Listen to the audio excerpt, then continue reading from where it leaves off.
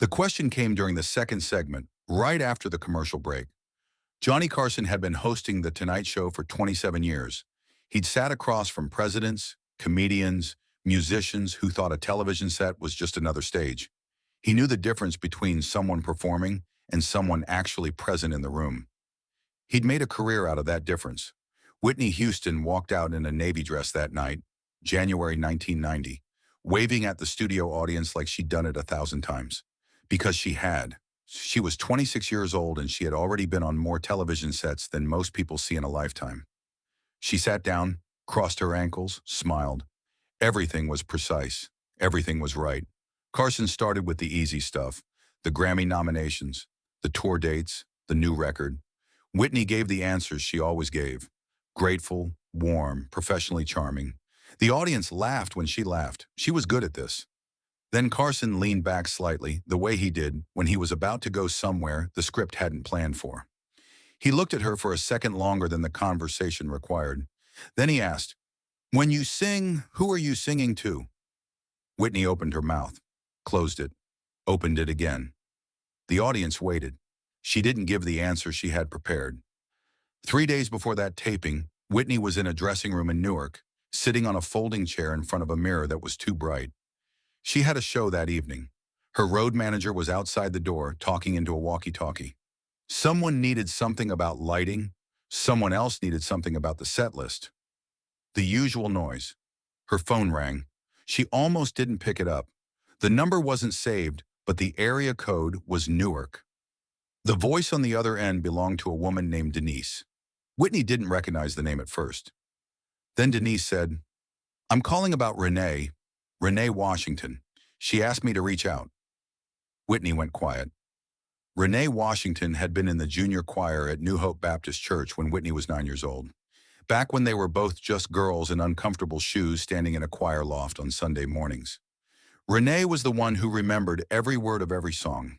Whitney was the one with the voice that made the older women close their eyes. They were a good pair for about 3 years, until Sissy Houston started getting calls that pulled Whitney in a different direction. The girls lost touch the way kids lose touch when one of them starts moving very fast somewhere the other one can't follow. Denise said Renée was at St. Barnabas Medical Center. She'd been there 6 weeks. Stomach cancer. She was asking for Whitney. She didn't want anything, Denise said. She just wanted to see her. Whitney said she would come. She went the next morning, before her team knew where she was going. She took a car service, not the usual SUV. She wore a cap and no makeup. The hospital smelled like all hospitals smell, and she followed the room numbers down a corridor that got quieter the farther she walked. Renée was smaller than Whitney remembered. She had an IV in her left arm and a handmade get-well card taped to the wall above the bed. She was awake when Whitney came in. She turned her head, looked at Whitney, and smiled. It was a tired smile, the kind that takes effort. They talked for a while about small things, people from the neighborhood. What happened to this one? What happened to that one? Renée asked about Sissy. Whitney asked about Renée's kids. There were 2 of them, both in elementary school. Then Renée said, "Do you remember the song we used to open with? Every Sunday. The one your mama made us practice until we could do it in our sleep." Whitney thought about it. She could feel the shape of what Renée was describing. The choir loft, the tight shoes, the morning light coming through the stained glass. But she couldn't pull up the words or the title. She reached for it and came back with nothing. "I can't remember the name," Whitney said. Renée looked at her, not with judgment, just looking. "Me neither," she said after a moment. "I've been trying to remember it for weeks. We must have sung it 1,000 times." They sat with that for a moment. When Whitney left the hospital, she sat in the back of the car and looked out the window at streets she grew up on. The houses looked smaller than she remembered. Everything looked smaller. She had a Carson taping in 2 days. Her publicist had given her the briefing that morning. "Keep it light. Talk about the tour. If he brings up the Grammy campaign, pivot to the music. Don't go anywhere personal. Personal goes sideways on live television." Whitney had done enough of these that she didn't need the briefing. She knew the routine by heart. What she didn't know was that she was going to walk into that studio carrying something she hadn't put down since the hospital.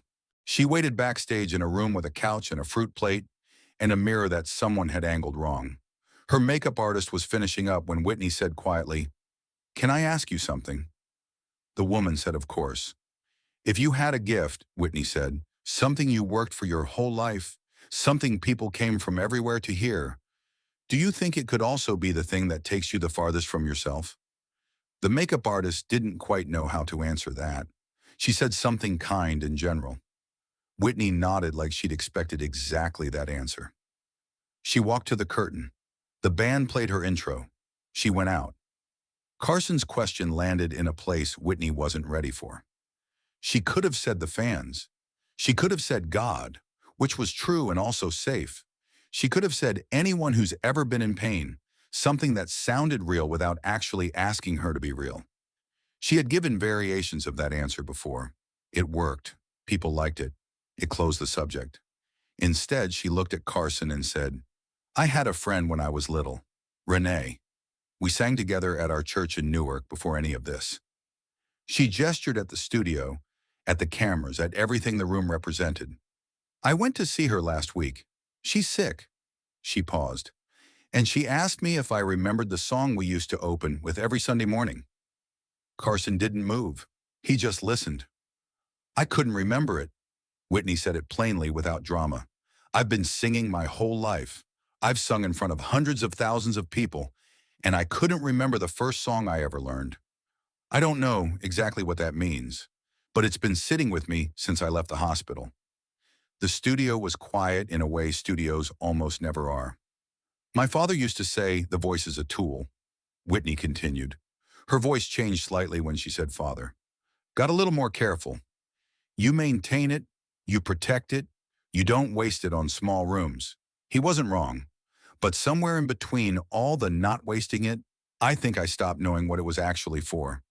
Carson said, "What do you think it was for?" Whitney looked up at him. She took a breath that wasn't quite steady.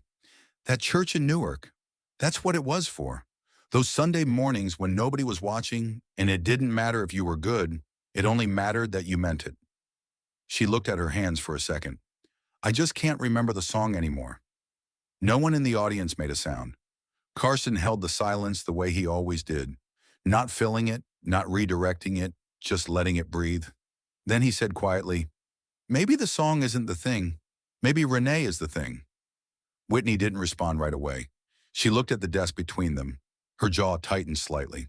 When she looked up, her eyes were dry, but something in them was different from before the commercial break. "She asked me if I'd come back," Whitney said, "before I left. She asked me, and I said yes, and I meant it when I said it." She stopped. "I just don't know if I'm going to." She didn't explain what she meant by that. She didn't need to. Carson didn't ask.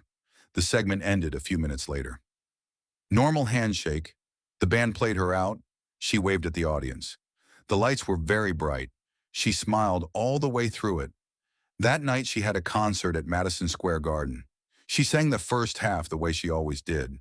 Controlled, powerful, making it look easy because she had spent years learning how to make it look easy. The crowd was with her from the first note. They always were. She got to Greatest Love of All in the second half. It's a song she'd sung so many times that her body handled it on its own. She didn't have to think. But somewhere in the second verse she started thinking about the choir loft, about the tight shoes, about Renée asking if she remembered. Her voice caught. Just for a fraction of a second. A note that didn't land exactly where it was supposed to. Most of the crowd didn't notice. Whitney noticed. She kept going. She finished the song. She finished the concert. She took the applause and walked off stage and sat down on a road case in the wings and put her face in her hands. She wasn't crying. She was just still. Her musical director came over and crouched beside her. He asked if she was okay. "I forgot something," she said, "and I don't know how to get it back." He didn't know what she was talking about. He told her the show was great. She nodded. He walked away. She went back to St. Barnabas 2 weeks later. She had said she would, and she did. Renée was having a better day. She was sitting up. They talked for almost 2 hours. At some point, Whitney started humming something without thinking about it. Just a melody, low and quiet. Not performing it, just letting it exist in the room between them. Renée stopped talking. She listened. Then she said, "That's it? That's the song?" Whitney stopped. She looked at Renée. "I didn't know I still remembered it," Whitney said. Renée looked at her. "You didn't remember it," she said. "You just sang it." Renée died 6 weeks after that visit. Whitney was in Europe in the middle of a run of shows, and the logistics didn't work out, and by the time the window might have opened, the date had already passed. She sent flowers. She called Renée's sister and stayed on the phone for a long time. For years after that, people who worked closely with Whitney noticed something they had trouble naming. Not in the voice itself. The voice was always the voice, but in the way she approached certain songs on certain nights. There were moments before the first note of something quiet when she would pause for just a beat, like she was deciding where she was before she began. Nobody on the crew ever asked her about it. Carson retired in 1992. He was famously private in his later years and didn't give interviews. But a producer from that era said once, in passing, that the January 1990 episode with Whitney Houston was the one Carson came back to most often in conversation. Not because of anything she'd said exactly, because of what happened in the half-second before she answered his question. He said it was the only time in 30 years he felt like the person across from him was actually deciding something right there, the producer recalled. Not performing a decision, actually making one. The tape aired as scheduled, but somewhere in Carson's private papers, he kept a separate note about certain episodes that felt different from the others. Whether he wrote about that night has never been confirmed.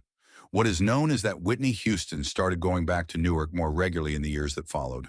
Not for appearances, not for press, just to go. She would sit in the back of New Hope Baptist Church on occasional Sunday mornings, and the congregation mostly left her alone, because she wasn't there as Whitney Houston. She was there as Nippy. The voice that had filled arenas was quiet on those mornings. She wasn't performing. She was just sitting in a pew, listening to whoever was singing that week, and sometimes, not always, but sometimes, you could see her lips moving slightly, like she was trying to remember the words to something she already knew.